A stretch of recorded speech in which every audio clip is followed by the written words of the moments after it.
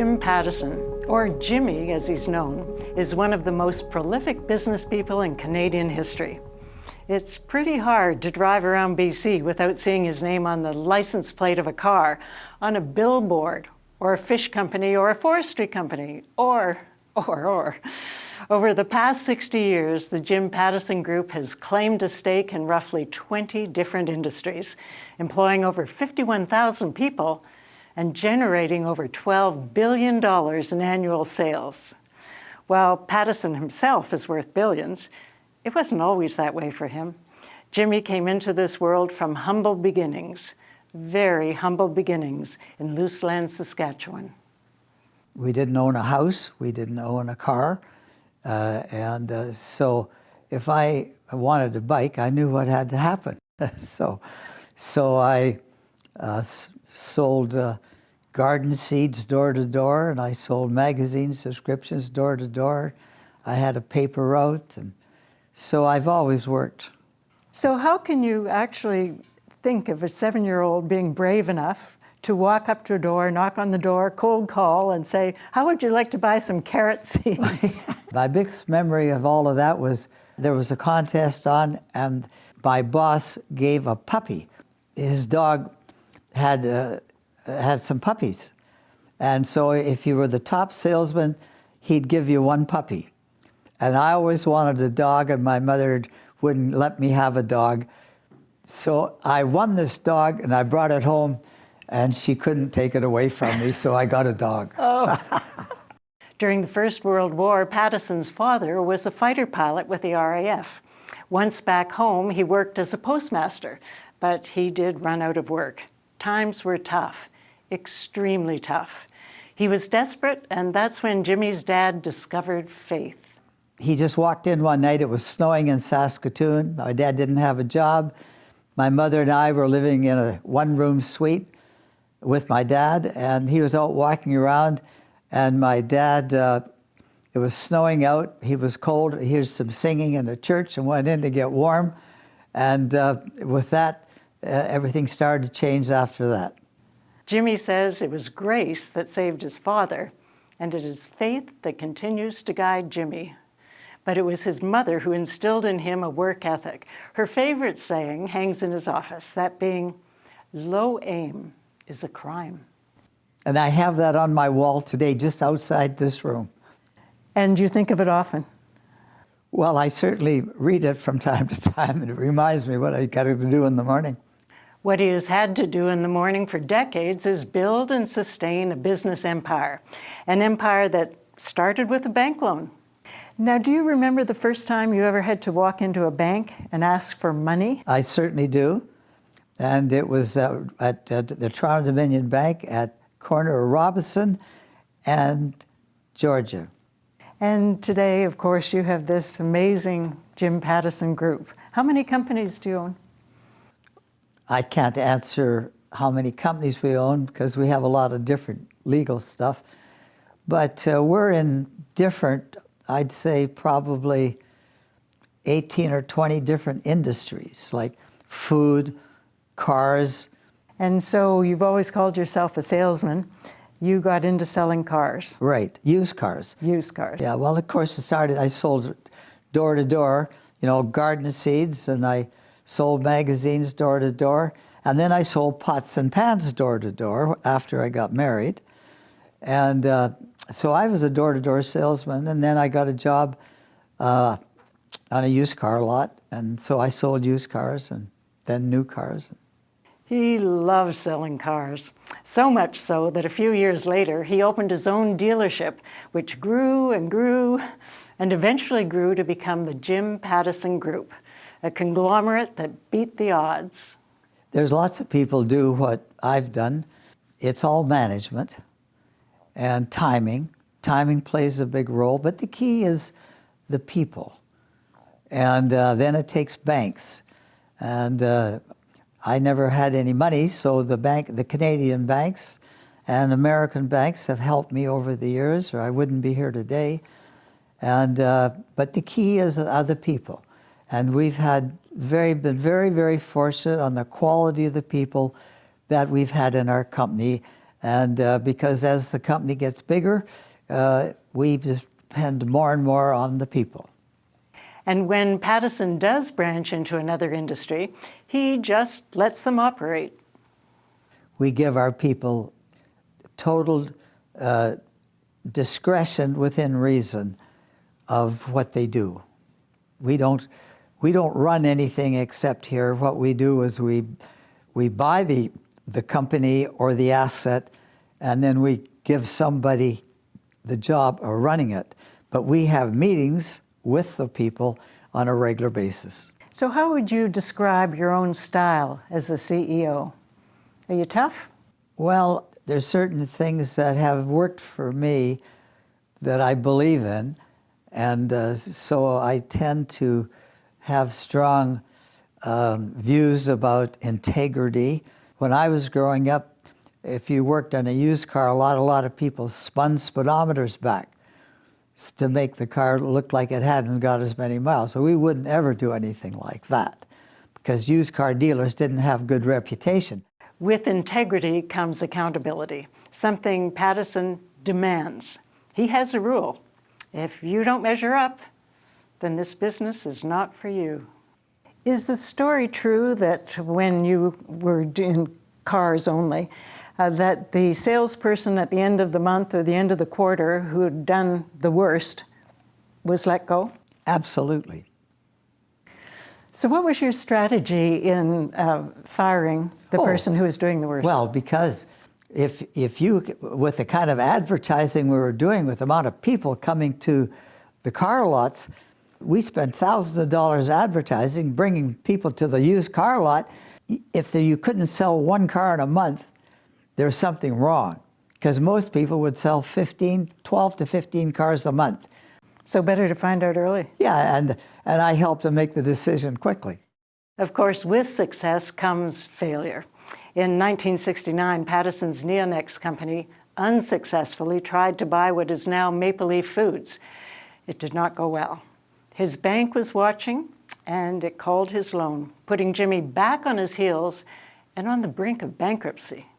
Well, I learned from that experience the importance of the Canadian banks, and that living in Vancouver, and you're looking for doing something important, it's important that the banks know you well, because they're the people that supply the credit. And I, of course, never had any money of my own. I always was borrowing money. So if it wasn't for the Canadian banks, I wouldn't be here today, because they have loaned me, and sometimes they've called my loan. But that was in the early days. Today, it's not so bad. I didn't know anything about banking. I knew something about used cars, but not about banking. But I learned as time went on. Pattison recovered. He learned from his mistakes. He went on to be among the most prominent people in the business world. So when you are so successful and you reach the top, how do you stay on top? Well, I haven't gotten the top, but we're working to keep climbing the ladder. Did you learn anything from Bob Hope about excellence? I did. Bob Hope taught me a lesson that I never forgot. And when he came up to Penticton, to our little group, he came early and practiced for maybe 2 hours or so for his little presentation. And when he got up that night, he said, "I've had more people for dinner at my house than are in this room tonight." And he'd come up and practiced for the best part of an hour to an hour and a half for that presentation. And I learned, for a guy that was that successful, to be that conscientious, for a nobody in a town he'd never been in before, taught me a hang of an important lesson of do your homework and do your diligence and don't take anything for granted. And when a guy like Bob Hope needed to do it, what did somebody like me need to do? You do your best no matter how small the job. Do your homework and practice. When you got something to do, make sure you do it right the first time. And Bob Hope taught me that lesson, and I never forget it. Is there someone who really stands out in your mind, who really made an impression on you? Yes. Margaret Thatcher, in her way, was really made a huge impact on me and certainly the managers of that meeting that she spoke to us. When you're talking about a Gerald Ford or the Bushes or royalty, I mean, they've been stress tested all their lives and survived and been successful. They came up, in most cases, the hard way. And they learned by their mistakes. And rather than just having it handed to you, they've worked for it. Oh, absolutely.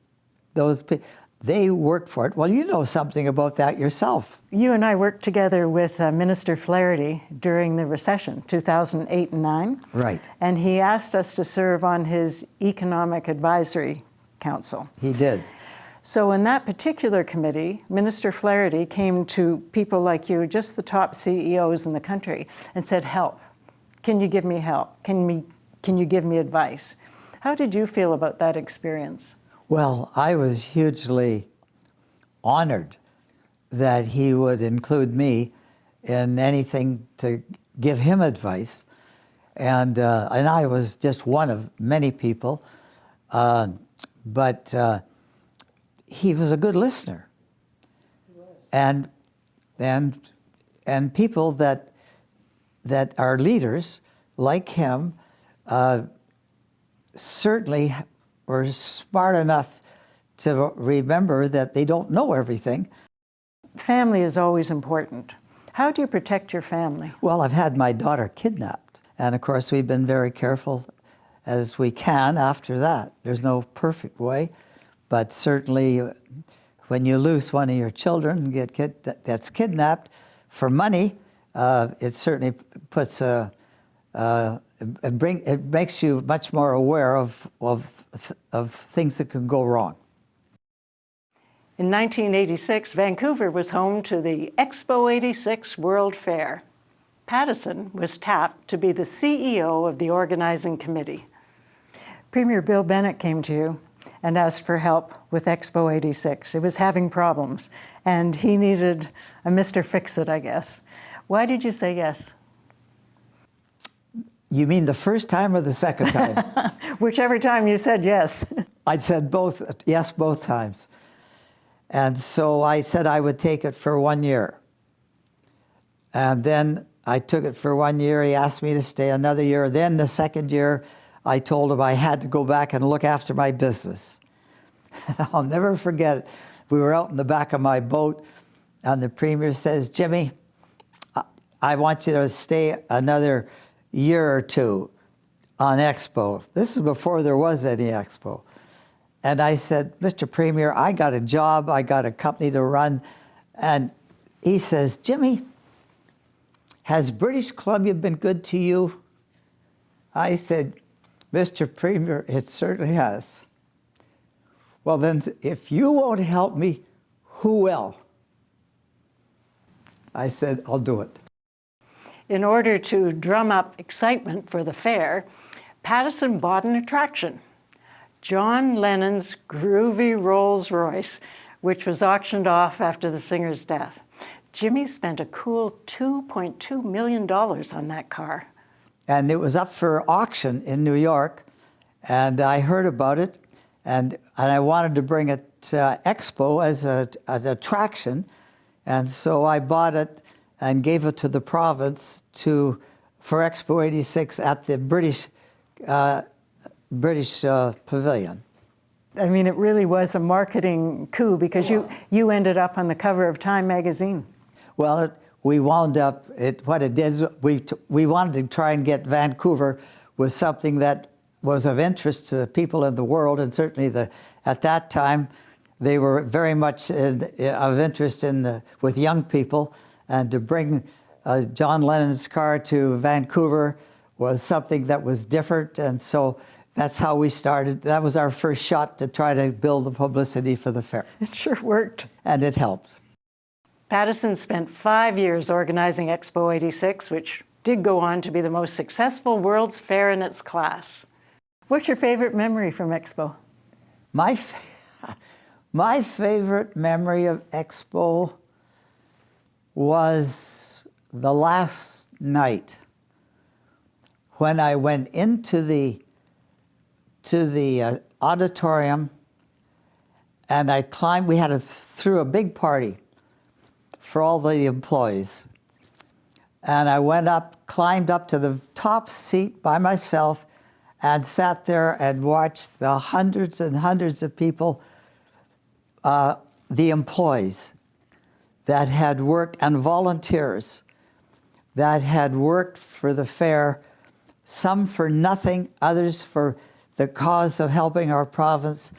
And I sat there by myself for half an hour and watched the excitement, the friendships that were made, and with that, I watched it, and then I quietly went out the back door and got in my car and drove home. But while he was able to watch proudly over those Expo volunteers and employees, Pattison also recalls working with some whose ethics just didn't meet Pattison's high standards. Some people were absolutely had the wrong idea about taxpayer dollars. They forgot that, or didn't want to remember, that it's ordinary people that work hard every day to pay the taxes to make our country and our communities better. And these people, I've run across them that, and there's not, thankfully, many that I ran across, but some were all about themselves and not about what they were elected for. Following the success of Expo 86, then BC Premier Bill Bennett announced he was not seeking re-election. Who should replace him? Well, naturally, many people thought Jimmy would be perfect. I was asked by Grace McCarthy. Another person it's hard to say no to. And she called me and said that they'd had some kind of a meeting, and so I told her I'd think about it, and I did. I called her the next day and declined. Why? Because my wife thought it was a good idea, and but I had to decide whether I was a businessman or was I going to go into politics, and I decided I'd been through the Expo period, and of course I didn't walk in my office for the last 3 years. I never came in my office one time in 3 years. Maureen Chant, my assistant all those years, brought my stuff down for the company to the site every day. And so I stayed on the site, and so I decided I had better get back to work. Any regrets about that decision? No. No, it was the right one. It was the right one. For you, maybe not for BC. Well, I think BC's done quite well. Pattison knows the West Coast isn't always the top head office destination for business, but he does think the region should try. Head offices attract a lot of business to a community, and the key, a lot of it's to do with taxation and the importance of supporting head offices, because out of head offices it'll bring business, it'll bring hotels, taxis, it'll bring all kinds of wealth to an area that's got head offices, in my opinion, and the province of British Columbia or any other state or country, that if you get a head office in your town, it will bring business to that town. For the younger generation who are now perhaps just starting in business, they're new entrepreneurs, they're building, they're coming, what advice would you give them? Be honest, number one, and work hard. And remember, everything is people. Would you say anything about climate change? Well, climate change, absolutely. Climate change today has got to be, if you're in business or anything, today, climate change has got to be one of the most important considerations we all have to have to make and decide on. Climate change is underway, and we have to be absolutely cooperative in every way. And we're in businesses today that climate wasn't an issue. And we, as time goes by, are concentrating on trying to move more and more to be in things that are more climate friendly than when we first got into it, because we didn't even think about it 25 years ago. But today, we're thinking about it every day, and we got to move more and more towards things that are positive for the climate. By the same token, we've got leases and hundreds and thousands of employees and things that aren't always as friendly to the climate today as we will be 20 years from now. So they should keep that front of mind. Well, I think all of us have to keep this in mind, is the importance of the climate change that's coming and is underway right now. Forging well into his 90s, Pattison has no intention of slowing down. We have two people here that do nothing but look for opportunities. But then when it gets serious, then I get involved with it. If they come and say, listen, here's a good opportunity, and they come, the two fellows that we have here, and sometimes people in the divisions, they themselves will hear about an opportunity and will let us know, because we're looking for new opportunities all the time for new businesses that we're not in, and business we want to grow that we are in. You have no intentions of standing still. No, absolutely none. A true BC legend. Pattison's philosophy can be boiled down to 3 words. Gotta wanna, you gotta wanna. If you wanna be successful like you gotta wanna. And if you wanna be good, successful like these photographer people running these deal today, you gotta wanna. You gotta wanna be a really good photographer. You wanna be a good cameraman. You wanna be good at what you do. And you have to have that. You have to have that inside of you. In my case, I wanted to grow in business and be a used car salesman was my objective. And then it worked out, and then I got into other things, and it's worked out so far. Made a lot of mistakes, and still do. But I wanna. Jimmy Pattison, one of BC's legends.